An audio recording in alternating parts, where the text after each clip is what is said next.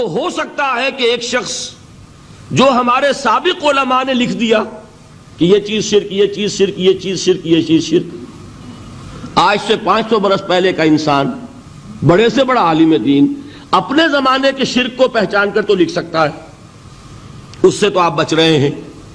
امام ابن تیمیہ نے اس کو شرک قرار دیا، اس کو شرک قرار دیا، اس کو شرک قرار دیا، کوئی شخص ہے جو اس سے تو بچ گیا۔ امام صاحب کی دی ہوئی بصیرت سے اس نے ان جو اقسام ہے شرک کی ان کو پہچان لیا، لیکن یہ عین ممکن ہے کہ آج کے شرک کو وہ نہ پہچان رہا ہو، اپنی جگہ وہ سمجھ رہا ہو اپنے آپ کو بہت بڑا موحد، جبکہ اس دور کا جو شرک ہے اس میں ملوث ہو۔ اس کو میں نے کہا ہے کہ اس شرک کے بارے میں بڑی اجتہادی بصیرت کی ضرورت ہے۔ فارسی کا ایک شعر ہے، بڑا پیارا شعر ہے، بہر رنگے کے خواہی جامہ می پوش، من انداز قدت رامی شناسم۔ اپنے محبوب سے کہہ رہا ہے شاعر کہ تم جس طرح کا چاہو لبادہ اوڑھ لو، میں تمہیں تمہارے قد سے پہچان لوں گا، کتنا ہی چھپا لو اپنے آپ کو، کیسے ہی لباس بدل لو، بہر رنگے کے خواہی جامہ می پوش، من انداز قدت رامی شناسم، میں تمہارے قد سے تمہیں پہچان لوں گا۔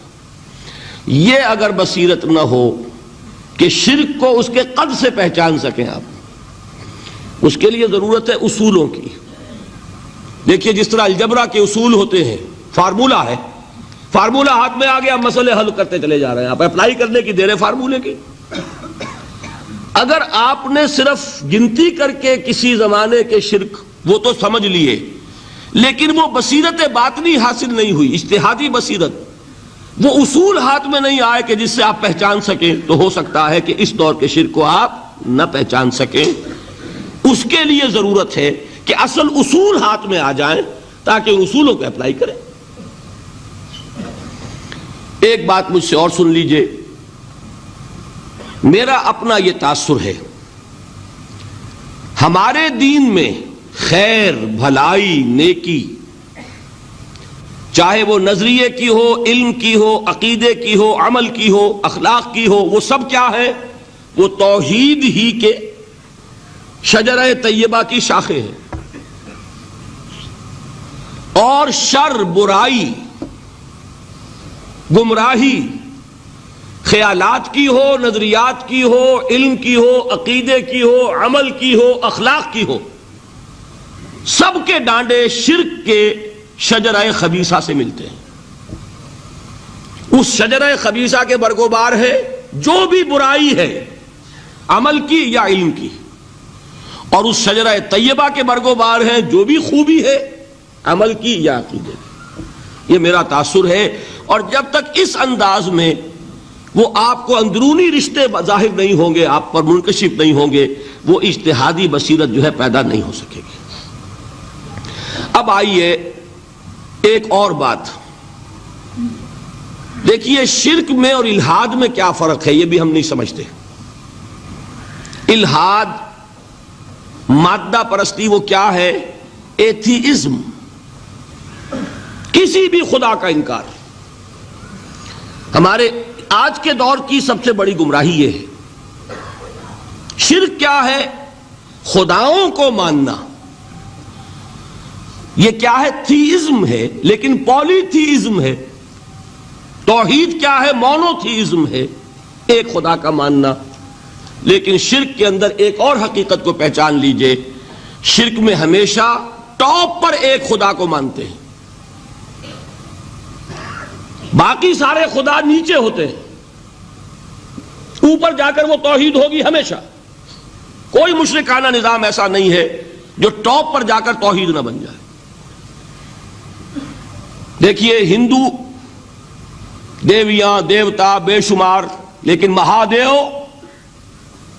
وہ بھی کیا دو ہیں؟ مہادیو وہ تو ایک ہے۔ انگریزی میں گاڈز، گاڈیسز، لیکن وہ چھوٹے جی سے لکھے جائیں گے، چھوٹے جی سے لکھے جانے والے گاڈز اینڈ گاڈیسز۔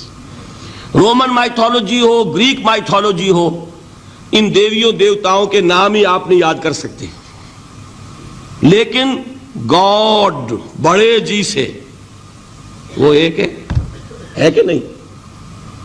ٹاپ پر جو ہے وہ ایک ہے، اس کو وہ بھی مانتے ہیں کہ اومنی پوٹنٹ، اومنیشنٹ، اومنی پریزنٹ، علی کل شیء قدیر، بکل شیء علیم، ہر جگہ موجود، وہ تو ایک ہی ہے، وہ تو کیپٹل جی سے لکھا جائے گا۔ باقی اس کے نیچے فوج ہے دیویوں کی، دیوتاؤں کی، خداؤں کی اور خدانیوں کی، وہ گاڈز اینڈ گاڈیسز ہیں۔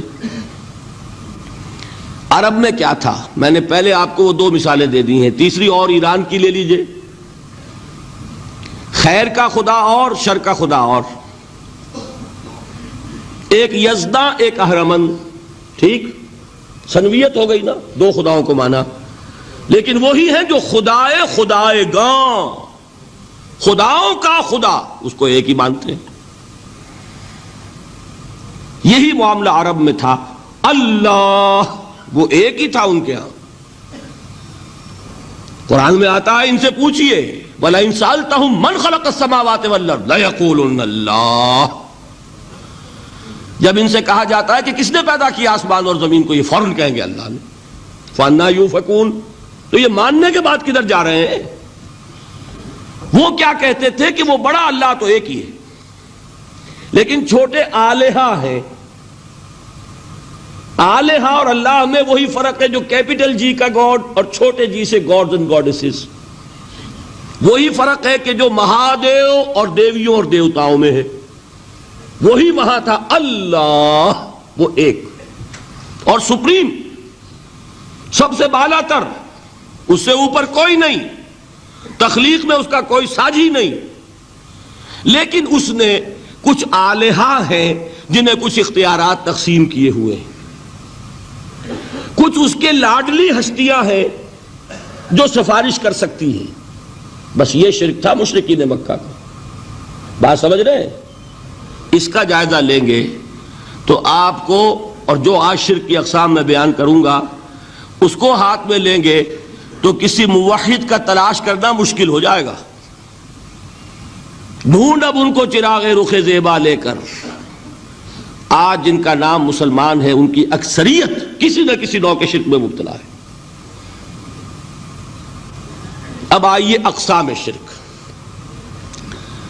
اقسام شرک میں بھی وہی کیفیت ہے جو نفاق کے بارے میں نے عرض کی تھی کہ ایک تقسیم یہ ہے جو علماء نے کی ہے، ایک ہے عقیدے کا نفاق، ایک ہے عمل کا نفاق، اسی طرح ایک ہے عقیدے کا شرک، ایک ہے عمل کا شرک۔ عقیدے میں نہیں ہے، عمل میں ہے۔ ایک تقسیم آپ نے سنی ہوگی شرک جلی، شرک خفی، ایک ہے ننگا شرک، کھلم کھلا شرک، ایک ہے چھپا ہوا شرک جو نظر نہیں آتا۔ لیکن ایک مغالطہ اپنے دل سے نکال دیجئے، بعض لوگ شرک خفی کو شرک نہیں سمجھتے، یہ بہت بڑی غلطی ہے۔ اگر وہ شرک نہ ہوتا تو حضور اسے شرک نہ کہتے، کوئی اور لفظ، عربی زبان کا دامن جو ہے محدود نہیں ہے، پھر اس کے لیے کوئی اور لفظ اختیار فرمایا جاتا ہے وہ شرک۔ لیکن ایک شرک ہے جلی جو نمایاں ہے، نظر آ رہا، ایک ہے شرک خفی جو نظر نہیں آ رہا، اور وہ کتنا خفی ہو سکتا ہے اس کی ایک مثال دی حضور نے۔ شرک خفی اتنا خفی ہو سکتا ہے، ذرا مبالغہ دیکھیے جو حضور نے بات کو سمجھانے کے لیے مثال میں جو مبالغہ اختیار فرمایا۔ ایک سیاہ اندھیری رات میں ایک سیاہ پتھر پر ایک سیاہ چیونٹی کو رینگتے ہوئے دیکھنا جتنا مشکل ہے، اتنا ہی شرک خفی کا پہچاننا مشکل ہے۔ بتائیے، آپ نے فرمایا انا افصح العرب، میں عرب کا فصیح ترین انسان ہوں، اس سے آگے کوئی مثال دی جا سکتی ہے؟ اندھیری رات، تاریک رات، پتھر سیاہ، چیونٹی سیاہ، کون دیکھ سکتا؟ جتنا اس کو دیکھنا ناممکن ہے اتنا ہی شرک خفی کا پہچاننا مشکل ہے۔ گویا کہ اس سے تو اللہ ہی بچائے گا تو انسان بچے گا۔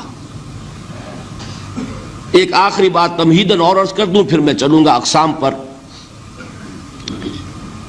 میری جو باتیں آپ کے سامنے آئی اس سے ایک منطقی نتیجہ نکلتا ہے، کوئی شخص اگر حقیقتاً شرک سے بچ جائے، واقعتاً شرک سے بچ جائے، ہر قسم سے بچ جائے، اس سے بھی اوپر کوئی انسان ہوگا؟ گویا کہ یہ آخری منزل ہے، یا یوں کہیے کہ جس شخص کے بارے میں اللہ تعالیٰ یہ مان لے کہ میرا یہ بندہ شرک سے بری ہے، اس سے بڑی سند کوئی ہے؟ دی ہائیسٹ ٹیسٹیمونیل، سب سے بڑی سند، سب سے بڑی تعریف جو بندے کی ہو سکتی ہے وہ کیا ہے؟ یہ مشرک نہیں۔ یہی وجہ ہے، دیکھیے آپ قرآن مجید میں حضرت ابراہیم کے ذکر میں دیکھیں گے، ابراہیم کا مقام کیا ہے؟ خلیل اللہ، ابو الانبیاء، امام الناس، تین نسبتیں ہیں، تینوں بڑی عظیم۔ اللہ کے ساتھ نسبت کیا ہے؟ خلیل، واتخذ اللہ ابراہیم خلیلا۔ ابو الانبیاء، کتنے نبی ہیں ان کی نسل میں؟ اسحاق اور اسماعیل سے چلیے، پھر یعقوب اور یوسف، اور پھر چلیے موسیٰ اور ہارون، اور پھر چلیے سارے انبیاء بنی اسرائیل کے، حضرت عیسیٰ، پھر یہاں تک کہ محمد الرسول اللہ کس کی اولاد ہے؟ ابراہیم کی، ابو الانبیاء۔ اور نمبر 3، انی جاعلک للناس اماما، امام الناس۔ اور قرآن میں جو سب سے بڑی سند انہیں دی جاتی ہے وہ کیا؟ وما کان من المشرکین۔ وہ ابراہیم مشرکین میں سے نہیں تھے۔ معلوم ہوا کہ یہ سب سے بڑی سند ہے، سب سے بڑا سرٹیفکیٹ ہے، سب سے بڑا ٹیسٹیمونیل ہے جو اللہ کی طرف سے کسی کو مل جائے۔ میں جو اقسام شرک بیان کرنا چاہتا ہوں تو میری تقسیم ذرا مختلف ہے۔ اب وہ ذرا اپنے ذہن میں وہ نقشہ بنا لیجئے، آپ بنایا کرتے ہیں ایک، اس کو پھر 3 میں تقسیم کیجئے۔ شرک کی 3 بڑی بڑی قسمیں ہیں۔ شرک فی الذات نمبر 1، شرک فی الصفات نمبر 2، شرک فی الحقوق نمبر 3۔ اور یہ میں عرض کر دوں آپ سے پہلے ہی، یہ مضمون بہت طویل ہے، میں آج صرف یہ کروں گا کہ خاکہ مکمل کر دوں۔ اب اس خاکے میں رنگ بھرنا، وہ تو ایک موضوع پر شرک فی الذات پر پوری تقریر ہونی چاہیے، شرک فی صفات پر ہونی چاہیے۔ ایک ایک گھنٹے کے میرے 6 کیسٹ ہیں اللہ کے فضل و کرم سے، جو کئی سال سے وہ پھیل رہے ہیں۔